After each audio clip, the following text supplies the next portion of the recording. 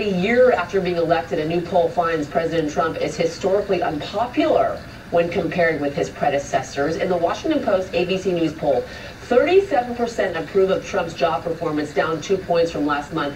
59% disapprove. Trump's overall negative rating of 22 points compares unfavorably to every other popularly elected president of the modern era. Barack Obama was at positive 17 points after 9 months, while George W. Bush was riding high with a net of 80 points after 9/11. And even Bill Clinton stood at 11 points after a rocky start.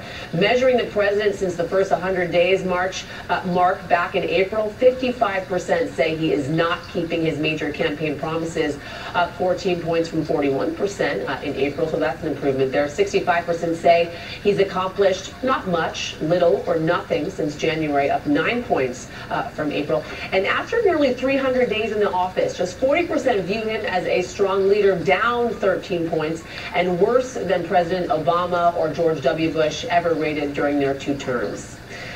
Also, everybody, today marks exactly 1 year until the 2018 midterm elections. A new poll shows Democrats with the biggest lead in the generic ballot since they last took control of Congress from the Republicans.